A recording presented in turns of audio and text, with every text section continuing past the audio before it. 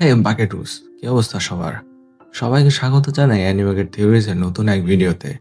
আজ আমরা দেখব জুভেনাইল অফেন্ডার চ্যাপ্টার 12। চ্যাপ্টারে শুরু হয় পাস্টের একটা সিন দিয়ে, যেখানে ইয়ং মিয়ং টিচার রোকে একটা ডিফিউজার গিফট দেয়।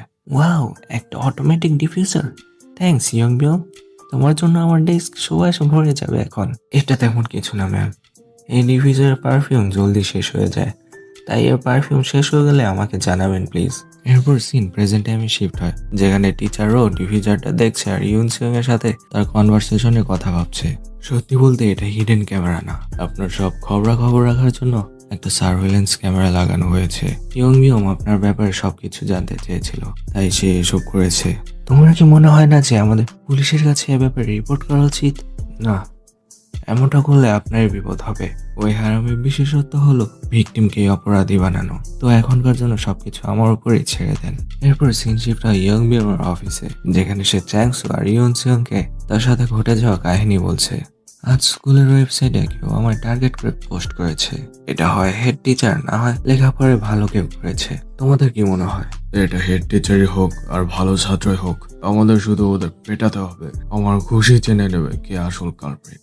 আরে গাধার বাচ্চা, সারা জীবনকে এভাবেই কাজ করে যাওয়া? তুমি ইয়ং বিয়ং রাইট হ্যান্ড ম্যান, কাজ সহজ করার বদলে আর কঠিন কেন করো? যে পোস্টটা করেছে তাকে খুঁজে বের করার চেষ্টা করো। ছত্রাকের বাচ্চা, তোরা তো থামো। তোমরা শুধু লড়াই করো কেন? যে পোস্টটা করেছে তার আইপি অ্যাড্রেস ট্র্যাক করলেই তো হয়। আমি জানতাম এই চ্যাংসুকে দিয়ে কোনো কাজ হবে না, তাই আমি খবরটা শোনা মাত্রই কাজ সেরে ফেলেছি। তো এখান থেকে পোস্টটা করা হয়েছে এই হারামজাদা, যেই হোক এই হারামজাদা, তবে ওদেরকে ধরতে হবে আমাদের। আমি সেখানে খোঁজ নিয়েছি, কিছু হাই স্কুলার থাকে সেখানে। ওই রাইট হ্যান্ড ম্যান, কিসের জন্য দেরি করতেছো? যাও, কিছু পয়েন্ট কালেক্ট করার সুযোগ দিলাম। চ্যাংসু, ওই হারামিগুলোর ব্যবস্থা করো। ঠিক আছে, আমি যাই, ওই হারামিগুলোরে মারি। এই বলে চ্যাংসু চলে যায় আর ইয়ং মিয়ং ইয়ন সিয়ংকে বলে, থ্যাঙ্কস ইয়ন সিয়ং, তোমার জন্য এখন আমি শান্তিতে ঘুমাতে পারবো। আরে কোনো ব্যাপার না, এরপর এমন কিছু হলে জানাও, হেল্প করার সর্বোচ্চ চেষ্টা করব। অবশ্যই টাকা লাগবে তখন তার জন্য। হ্যাঁ, তা তো অবশ্যই। এরপর সিন শিফট হয় স্কুলে। ইয়ং মিয়ং টিচার ও এর সাথে দেখা করতে তার ডেস্কে যায়। ম্যাম, আমায় ডেকেছেন? ইয়ং মিয়ং, আমায় চটজল দিয়ে একটু হেল্প করতে পারবে? হ্যাঁ অবশ্যই, বলুন কি হেল্প লাগবে? আসলে প্রিন্সিপাল স্যার আমাকে স্কুল সাজানোর দায়িত্ব দিয়েছেন। তিনি আমাকে অনেকগুলো কাজ দিয়েছেন, তো বাথরুমে আর হলরুমে।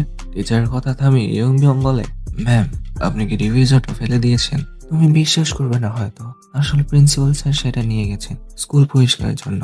আমি দুঃখিত ইয়ং মিয়ং, ডিভিজারটা তুমি আমায় উপহার হিসেবে দিয়েছিলে। একথা শোনা ইয়ং মিয়ং মেজাজ খারাপ হয়ে যায় আর সিন শিফট হয় পাস্টে, ইয়ন সিয়ং আর টিচার ও এর কনভারসেশনে, যেখানে ইয়ন সিয়ং বলছে সেক্সুয়াল হ্যারাসমেন্টের কথা উঠলে ইয়ং মিয়ং বেশ সিরিয়াস হয়ে যায়। ওরা এটা কত বড় ইস্যু হতে পারে সেটা সে অন্য যে কারো থেকে ভালো বোঝে, তাই যে কোনো বিষয় বা যৌনতার সাথে সম্পৃক্ত সেটা ইয়ং মিয়ং নিজে স্ট্রিক্টলি হ্যান্ডেল করে। আর সে সবসময় কোনো না কোনো রাস্তা বের করে রাখে, যদি কারণে কোনো কিছু ভুল হয়ে যায় তাহলে যেন বের হতে পারে। এই সমস্যা থেকে বের হওয়ার রাস্তা সে সম্ভবত বের করে রেখেছে। তো তো কিভাবে? আমরা কি এভাবেই যেতে দেব? চিন্তা করবেন না, আমি এর ব্যবস্থা করব। আমাদের শুধু ওই সার্ভেলেন্স ক্যামেরাকে হিডেন ক্যামেরায় পরিণত করতে হবে। এরপর সিন শিফট হয় প্রেজেন্ট টাইমে, যেখানে ইয়ং বিয়ং স্কুলের ফিমেল স্টাফদের ওয়াশরুমের সামনে দাঁড়িয়ে আছে। ভেতরে দুজন টিচার সেই ডিভিজারের সামনে দাঁড়িয়ে কথা বলছিল। ইয়ং বিয়ং বলতে থাকে, যদি কেউ বাথরুমে ক্যামেরা লুকানো ডিভিজারটা পেয়ে যায় তাহলে কোনো উপায় নেই মানা করার যে সেটা একটা হিডেন ক্যামেরা। না, আমি সেটা হতে দিতে পারি না। ধ্যাত, প্রিন্সিপাল কেন ডিভিজারটা বাথরুমে রাখলো? এর মধ্যে টিচার দুজন ওয়াশরুম থেকে বের হয়ে আসে আর ইয়ং বিয়ংকে দেখে ফেলে। একজন টিচার জিজ্ঞেস করে, তুমি এখানে কি করছো? ক্লাস প্রায় শুরু হতে চলেছে, ঘোরাঘুরি বন্ধ করে ক্লাসে ফেরত যাও। এই বলেই টিচার দুজন চলে যায় কথা বলতে বলতে। ধ্যাত, আমি ঘাবড়ে গেছি আর মুখ মরে নিয়েছিলাম। এখন আমি কিভাবে বাথরুম থেকে ডিভিজারটা নিয়ে আসবো? ধ্যাত ধ্যাত ধ্যাত ধ্যাত ধ্যাত, না না, আমি তাদের এটা খুঁজে দিতে পারি না। যে করে হোক আমাকে ওটা উদ্ধার করতেই হবে। আমি ভান করবো যে আমি অসুস্থ। এ বলেই কাবা কাবা হাত ইয়ং বিয়ং ওয়াশরুমের দরজা খুলে ফেলে। আর সিন শিফট হয় পাস্টে অ্যানা আর ইয়ন সিয়ং এর কাছে। অ্যানা বলে, ও, তো তো তুমি এবার ওকে সেক্স অফেন্ডার বানাতে চাচ্ছ? হ্যাঁ, একবার যখন ক্যামেরাটা সবার সামনে আসবে তখন বেশি সময় লাগবে না এটা খুঁজে বের করতে যে ক্যামেরাটা কে লাগিয়েছে। পুলিশ এখন ক্যামেরার উপর ময়না তদন্ত চালাতে পারে জানোই তো। আর হিডেন ক্যামেরা লাগানোর অপরাধে দোষী সাব্যস্ত হওয়া কোরিয়াতে বলা যায় মৃত্যুদণ্ড পাওয়ার মতো অপরাধের সমান। কেউ কিন্তু বলে এর থেকে সরাসরি হামলা কম অপরাধের। এবার তুমি একটু বেশি ব্রেন খাটিয়েছো। তো যদি আমি বলি সে গার্লস টয়লেটে হিডেন ক্যামেরা লাগিয়েছে, সেটা কি ঠিক থাকবে? না। কি? একটু অপেক্ষা করো। এরপর সিন শিফট হয় প্রেজেন্ট টাইমে। ইয়ং বাথরুমে এসে দেখে সেখানে ডিফিউজারটা তো আছে কিন্তু সেটা তার না। কি? এটা তো আমার ডিফিউজার না, গেল কোথায় সেটা? এটা আবার কি? এর আগে এখানে দেখিনি এটা। কেউ কি এটা রেখে গেছে? এক মিনিট, এটা আবার কি? কিছু একটা চমকাচ্ছে। এই টিচারের পরিচয় জানানো হয়। সে এথিক্সের টিচার। এনার নাম ডংউক কিম। তার সাথে থাকা আরেকজন টিচার তাকে বলে, মিস্টার কিম, এটা তো একটা হিডেন ক্যামেরা।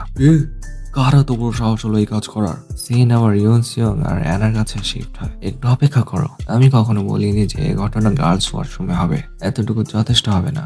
আমি ওকে শতাব্দীর সেরা লজ্জা বানাবো। তোমার রিপোর্টে বলা উচিত এক নাম করা স্কুলের একজন ছাত্র মেল স্টাফ ওয়াশরুমে হিডেন ক্যামেরা লাগিয়েছে। পরিস্থিতি হাতের বাইরে চলে যাচ্ছে বুঝতে পেরে ইয়ং বিয়র মেজাজ চরম খারাপ হয়ে যায়। আর এর সাথে সাথে আজকে চ্যাপ্টার শেষ হয়। ধীরে ধীরে স্টোরি অনেক ইন্টারেস্টিং হয়ে উঠছে। এরপরে চ্যাপ্টার গুলো দেখার জন্য আমার সাথেই থাকার অনুরোধ করছি। চ্যানেল সাবস্ক্রাইব করে পাশে থাকা বেল আইকন ক্লিক করে রাখবে পরবর্তী ভিডিওর নোটিফিকেশন পাওয়ার জন্য। অলরাইট বাকেট ক্রুজ, আজকের ভিডিওর জন্য এতটুকুই ছিল। আমাদের আবারও দেখা হবে নতুন একটা ভিডিওতে। ততক্ষণ পর্যন্ত নিজের খেয়াল রেখো, চারপাশে খেয়াল রেখো। অ্যানিমাগেন থিওরিস সাইনিং আউট।